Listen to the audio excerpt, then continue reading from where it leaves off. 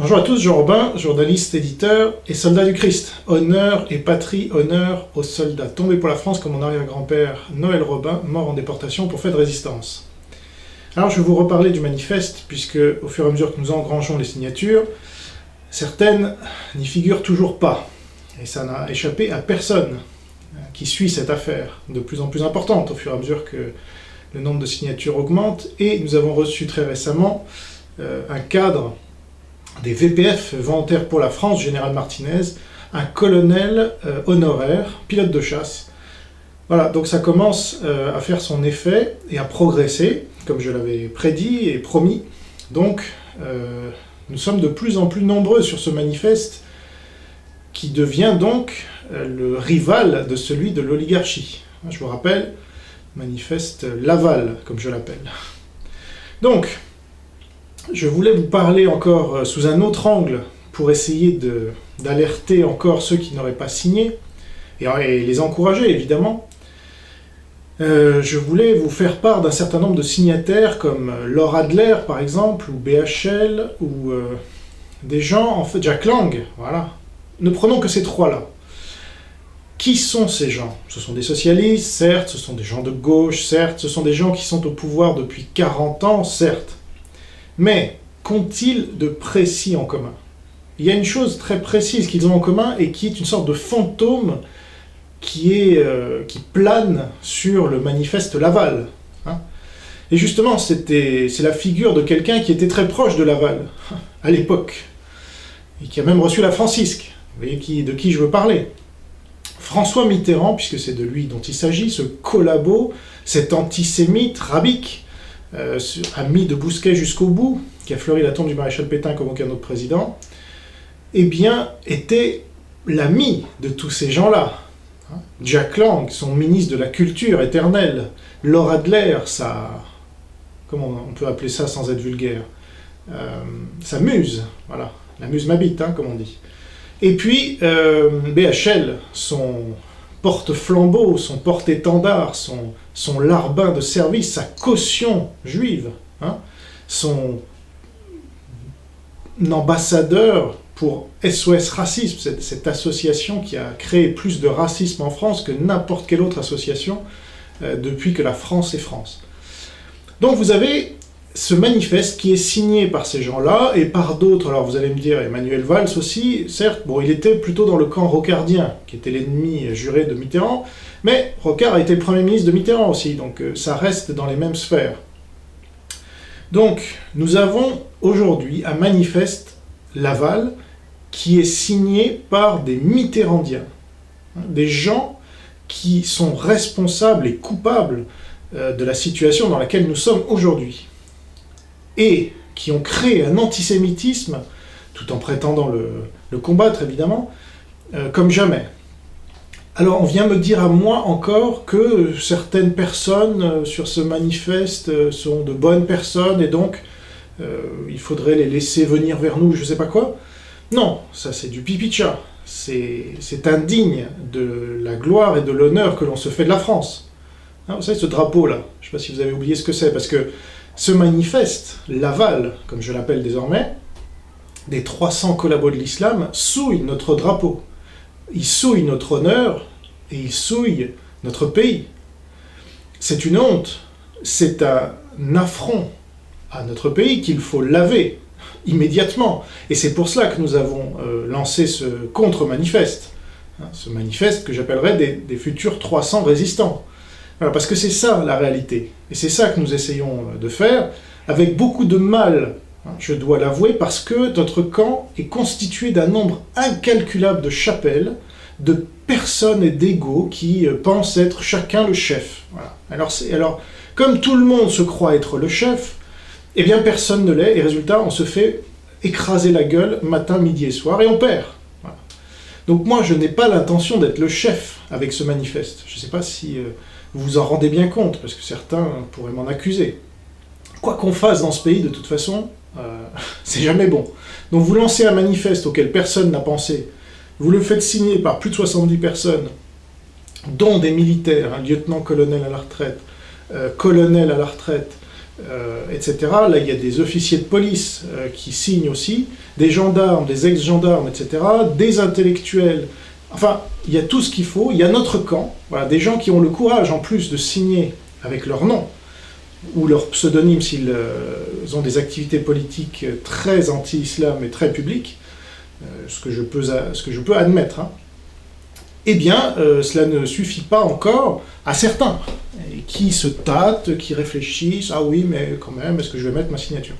Donc, plus vous réfléchissez, plus vous vous tâtez, plus vous montrez à quel point vous laissez l'ennemi progresser dans l'esprit des gens. Parce que si on avait déjà 300 signatures, hein, si vous n'aviez pas tardé autant que cela, et j'espère que vous n'allez plus tarder, là c'est mon but, parce que plus les signatures, même d'anonymes, hein, s'ajoutent, parce qu'elles s'ajoutent, moi je n'ai rien contre les Français qui ont du courage, et suffisamment de courage pour mettre leur nom sur un manifeste. Et peu m'importe que ces gens-là n'aient aucune troupe avec elles ont déjà l'honneur et le courage de signer. Hein. Ce que vous, qui n'avez pas encore signé, ou qui ne signerez jamais, voilà, on ne le sait pas pour l'instant, tant que vous n'avez pas signé, eh bien ce courage, vous ne l'avez pas pour l'instant. Je le constate. Et donc, moi, mon but, c'est que vous le signez, parce que je vous montre, peut-être une dernière fois, je ne sais pas, qui est l'ennemi, d'accord, et qui nous sommes. Voilà. Quel est notre camp?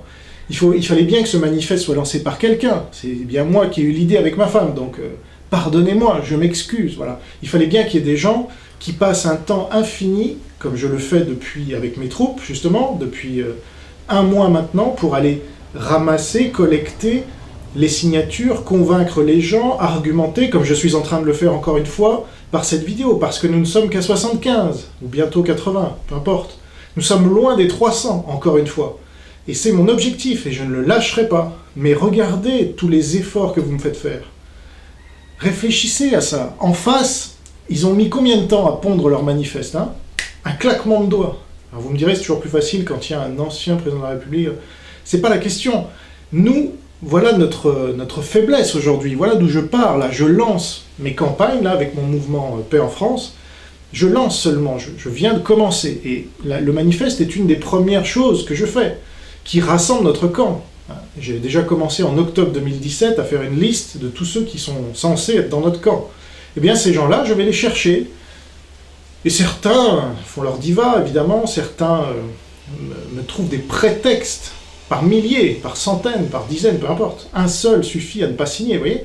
Mais en face, ils ne voient même pas que c'est l'oligarchie. Ils leur trouvent des excuses. Ils ne voient même pas que c'est Mitterrand, cette pétition, ce manifeste. Si Dalida avait pu revenir de ce monde, dans ce monde, elle aurait signé, parce qu'elle était la maîtresse de Mitterrand. Donc, vous avez des gens comme Laure Adler, par exemple. Attardons-nous 2 minutes pour savoir qui signe. Et Georges Bensoussan, je m'en fiche. S'il est prêt à signer avec une Laure Adler, c'est une honte pour lui. Et moi, la France est plus importante que Georges Bensoussan. Excusez-moi, s'il s'est trompé, il pourra toujours nous rejoindre par la suite. Et on peut toujours dire, je me suis trompé, je viens signer le manifeste contre les collabos de l'islam, parce que je ne suis pas un collabo de l'islam. Ça, il pourra toujours le faire. Encore faut-il qu'on tienne notre ligne, figurez-vous, et qu'on se dise pas, je ne sais pas, voyons. Soit vous êtes un chef, un leader, un patriote, et vous signez, soit vous êtes un attentiste, et vous êtes un collabo, parce qu'il n'y a pas 2 camps. Il n'y a pas 3 camps, pardon, il n'y en a que 2. Il y a les collabos et il y a les résistants. Les attentistes sont du côté des collabos. En 40, il y avait 40 millions de pétainistes. C'était le titre du livre d'Henri Amrou. Qui est Laure Adler? L'avez-vous oublié? Moi non. Elle a traité Renaud Camus, l'un des nôtres, de pire qu'Hitler en 2000. Alors que qui était pire qu'Hitler, d'après Renaud Camus lui-même, je pense, avec sa théorie du grand remplacement. C'est Mitterrand. Et donc l'ami de Laure Adler. Donc évidemment, c'est un transfert, c'est un... Comment on appelle ça? Une inversion accusatoire, mais c'est elle qui a dit que Renaud Camus était pire qu'Hitler. Alors, vous acceptez cela? Est-ce que Renaud Camus lui-même l'accepte? J'espère que non. Et donc, quand vous avez ce genre de personne qui signe un manifeste, est-ce que vous allez signer avec lui? Pourquoi Alain Finkielkraut, qui défendait Renaud Camus dans les années 2000 avec son affaire, ose-t-il signer avec Laura Adler, qui traite son ami, soi-disant, de pire qu'Hitler, mais ce n'est plus son ami, en fait. Certes, il s'est retiré du comité d'honneur de la LICRA, ce qu'il a été pendant 40 ans, ce traître. Hein. On sait ce que c'est la LICRA. Il s'est retiré du comité là récemment parce que justement la LICRA a attaqué son ami Ben Soussan, un juif, encore une fois. C'est-à-dire que voilà, c'est la solidarité entre juifs. La LICRA a attaqué des non-juifs pendant des années et des années, ça ne le dérangeait pas, Finkielkraut. Mais là, ils s'en prennent à un juif, vous comprenez? Donc là, solidarité tribale. Et là, ils donnent des arguments à Soral et à Rissen. Voilà la réalité. Ils alimentent l'antisémitisme, ces gens-là. Ils ne le voient même pas. Moi, j'ai essayé de l'alerter, Finkielkraut, en 2006 déjà, la judéomanie. Est-ce qu'il en a déjà parlé, ou que ce soit? Non, jamais. Ces gens-là censurent la vérité. Ils la censurent. Et moi, je suis philosémite. Eux sont antisémites. Voilà, c'est ça la vérité. Donc il ne faut avoir aucun scrupule, et qu'on ne me fasse pas croire que ces gens-là se rapprocheraient de nous. C'est le contraire. Certains d'entre vous le pensent peut-être, et c'est pour cela qu'il ne faudrait pas signer notre manifeste. C'est un prétexte, c'est une naïveté. Vous racontez des histoires, ces gens-là s'éloignent de nous. Regardez Renaud Camus, est-ce qu'il s'en rapproche? Non. Finkielkraut a dit décembre 2017, je crois même, le 21 décembre 2017, dans Causeur, je sais pas quoi, Renaud Camus a des funestes idées, ou je sais pas quoi, enfin, en gros, il l'a renvoyé dans le camp du mal. Voilà, c'est ça la vérité, dans Causeur. Hein, vous rechercherez Alain Finkielkraut, Renaud Camus, Causeur, 21 décembre 2017, pour trouver les termes exacts. Je mettrai même peut-être le lien dans la vidéo, là. Donc c'est ça la vérité, ils s'éloignent de nous, ces gens. Ils étaient déjà loin, mais ils s'en éloignent, ils ne se rapprochent pas. Alors, vous pourrez dire, oui, mais leur ligne est un peu plus anti-islam qu'avant. Non, c'est faux. Elle est toujours aussi islamophile, mais il y a eu les attentats, il y a eu les meurtres de juifs, il y a eu l'islamisation, il y a les quartiers musulmans maintenant. Et donc, ces gens-là se disent, oh là là, attention, on va voir que nous sommes responsables de toute cette merde. Et donc, il faut donner des gages au peuple, et à l'opinion publique, comme on dit. Il faut faire croire que nous sommes de son côté, alors que c'est faux. Et donc, on va dire, oui, l'islam, bon, ok, mais à condition qu'il n'y ait pas d'antisémitisme. Il leur demande ce qu'ils ne peuvent pas faire par essence, c'est-à-dire se réformer. C'est impossible, l'islam en est totalement incapable. Donc il serait quand même assez naïf de le croire, et de croire que c'est une démarche vers nous. Alors moi, je vais donner des mots très forts, là, parce qu'au bout d'un moment, c'est bon. Moi, je considère désormais ce manifeste-là des 300 collabos de l'islam comme étant l'équivalent d'Hitler et de Pétain à Montoire. Donc je vous rappelle cette poignée de main entre le chef de l'État français, Vichy, maréchal Pétain, un baiser invétéré qui n'avait rien à faire de la France, je vous le rappelle, en fait, qui s'intéressait beaucoup plus à ses propres intérêts, qui était un républicain, donc même les catholiques n'ont aucune raison de soutenir ce type-là, même si l'Église catholique le soutenait, évidemment, comme elle soutient aujourd'hui, vous avez des monseigneurs là dans ce manifeste, et puis surtout vous avez l'Église en surplomb qui dit qu'il est pire encore que ce manifeste, s'ils sont dans accueillir les migrants et compagnie. Donc, Hitler reçoit Pétain à Montoire l'année 40, il se serre la main, et suite à cette rencontre, Pétain déclare « Nous entrons dans la collaboration avec les nazis ». Eh bien, ce manifeste Laval est historique. Et notre contre-manifeste aussi, car nous dénonçons, en fait, l'entrée en collaboration de tous ces gens qui ont signé, et donc l'oligarchie en général, avec l'ennemi islamique. Voilà, c'est ça la vérité. Et donc, ne pas le voir d'une part, et ne pas le sanctionner par une signature sur notre manifeste à nous, qui est la seule réponse possible, eh bien, c'est le cautionner. Voilà. Donc, je pèse mes mots, on en est là, si on fait vraiment le compte, si on n'est vraiment pas naïf, qu'on ne se fait pas avoir par ces manipulations de l'oligarchie. Ils ont envoyé les moins islamophiles, mais islamophiles quand même, pour signer un manifeste et faire croire encore que, pour maintenir les apparences, pour faire les petits arrangements entre défaitistes, entre dhimmis, entre soumis et inféodés. Voilà la vérité. Donc ne tombons pas dans ce panneau, s'il vous plaît. Nous avons l'histoire de la Deuxième Guerre mondiale, nous avons la culture, quand même, générale, nous avons le sens politique avec nous, nous avons le sens de l'honneur et de la gloire. hein, que De Gaulle défendait justement. Vous croyez que De Gaulle, il aurait signé leur manifeste? Non, il aurait signé le nôtre. Voilà. C'est ça la vérité. Et donc, moi je vous demande sincèrement de voir les choses telles qu'elles sont, et non pas telles que vous voudriez qu'elles soient. Ok? Parce que ça, c'est la pire des erreurs en politique. C'est croire que les choses sont telles qu'on voudrait qu'elles soient, et que tous ces gens-là vont venir dans nos rangs anti-islam. Mais vous êtes fous, il y a un gouffre entre nous.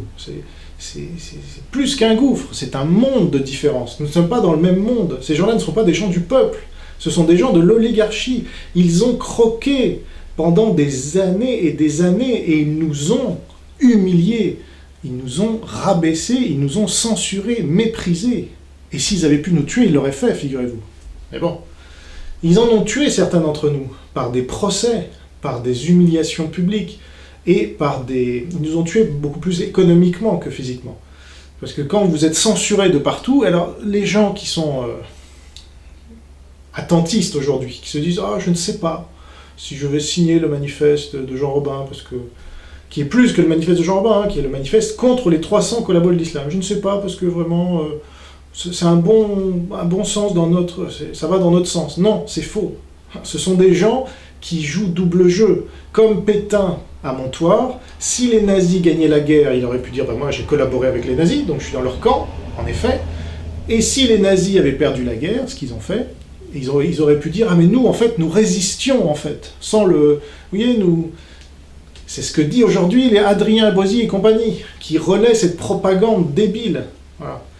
Donc ils ont joué sur les deux tableaux, bah, pas nous. Voilà, l'honneur ne consiste pas à jouer sur deux tableaux, figurez-vous. L'honneur, ça consiste à défendre une ligne, hein, unique, claire, et qui va dans le sens de la France, pas dans le sens de ses ennemis. Enfin, là, ce manifeste de Laval, il va dans le sens des ennemis de la France. Hein. C'est collaborer avec l'islam, lui pardonner tout, à condition qu'il se réforme déjà, même si c'était possible, ça ne l'est pas. Mais même si c'était possible, ça serait une compromission et non pas un compromis. Ça serait une faute, et pas simplement une erreur. Donc, vous voyez bien, j'espère, qu'il y a un camp, aujourd'hui, qui veut nous écraser une fois de plus, c'est-à-dire que ça fait 40 ans, hein, depuis Mitterrand au moins, qui nous écrase, et ils veulent continuer de nous écraser, parce que croyez-vous que ces gens-là vont dire demain Renaud Camus, vive Renaud Camus, vive Pierre Cassand, alors qu'ils le traînent devant les tribunaux depuis des dizaines d'années?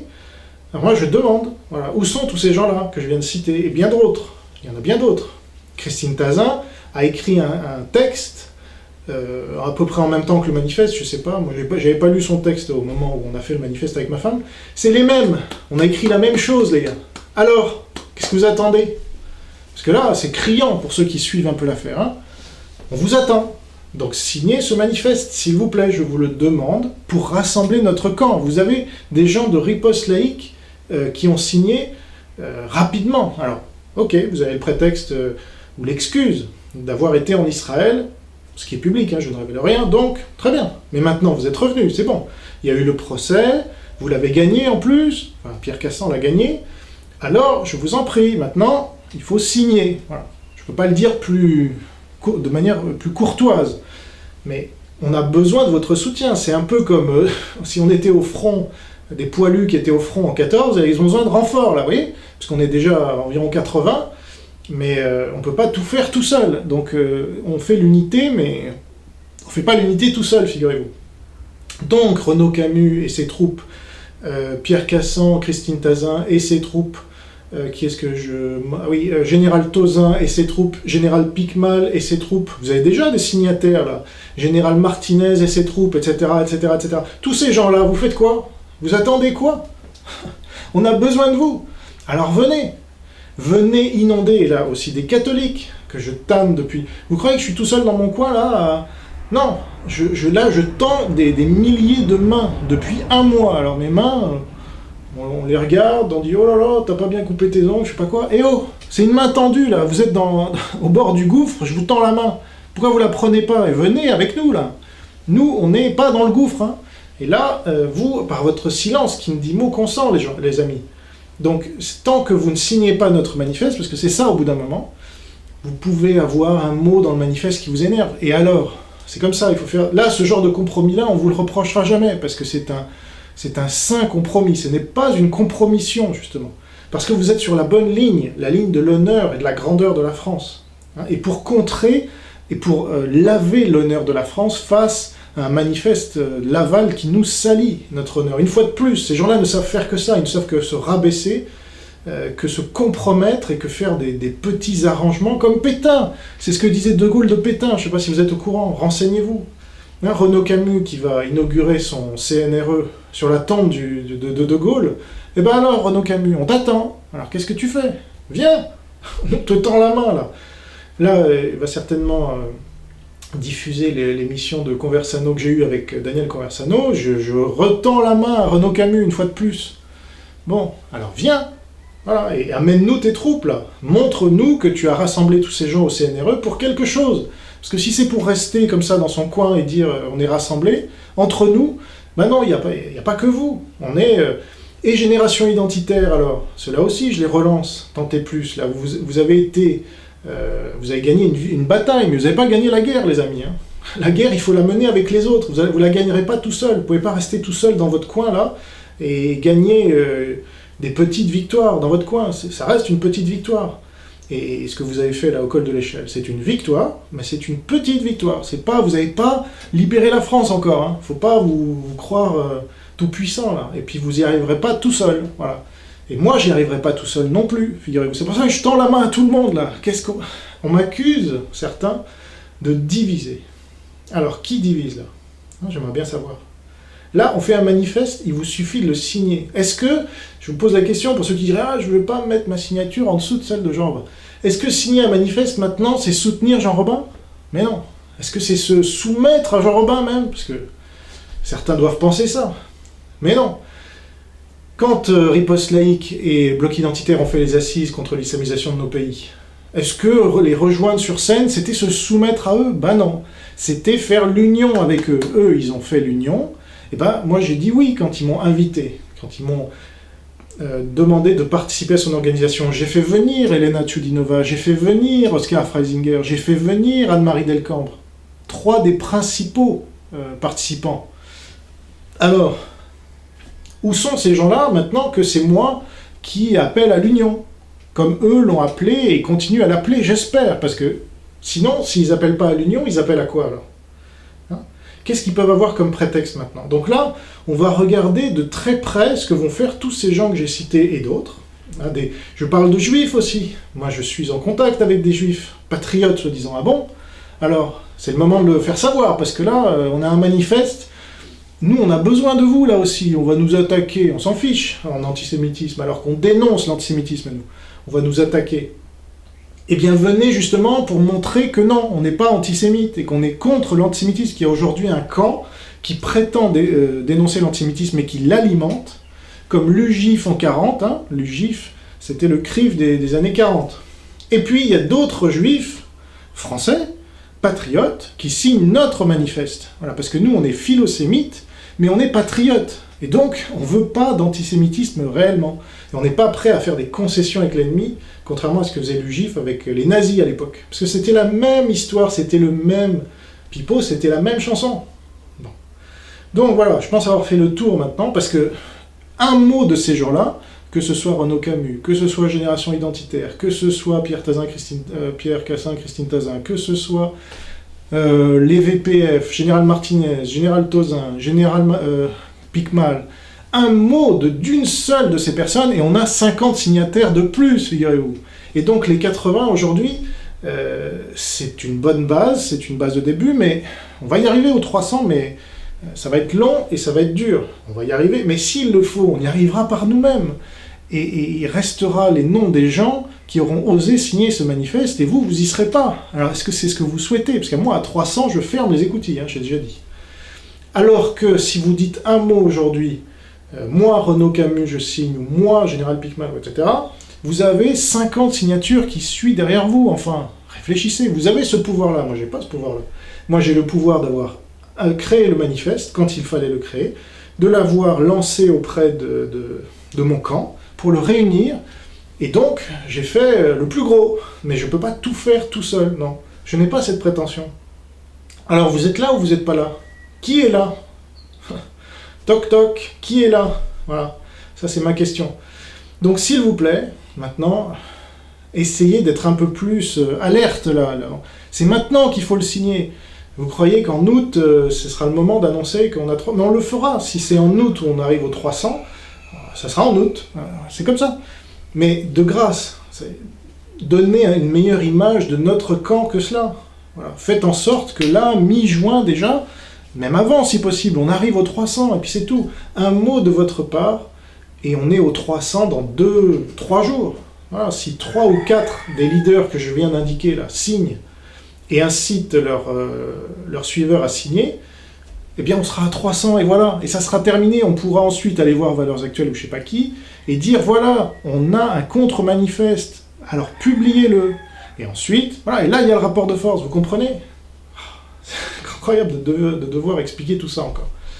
Donc, j'étais parti de langues, vous les avez tous en face, là, les langues, les mitterrandiens, les mitterrandolates, là, les antisémites, je suis désolé, hein, ils ont beau se dire philosémites, c'est pas vrai, ce sont des antisémites.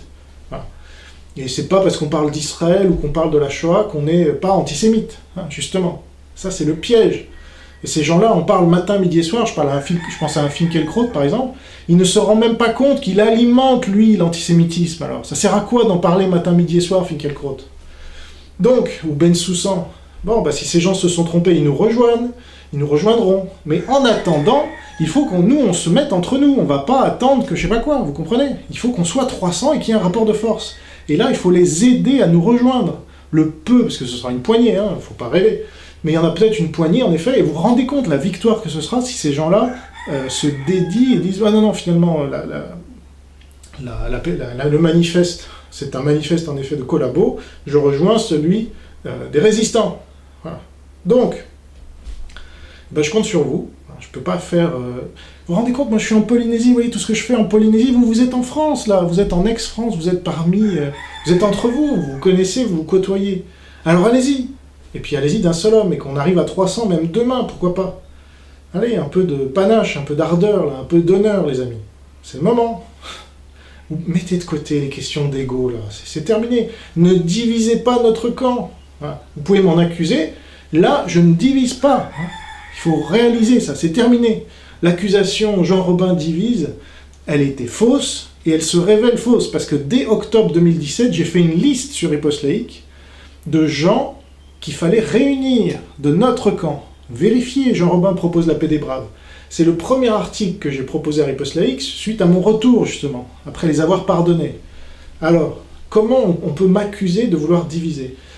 Eh bien, on m'accusait quand même de vouloir diviser. Mais non, j'accusais des gens, j'attaquais des gens qui ne sont pas dans notre camp. Ben, vous êtes dans notre camp.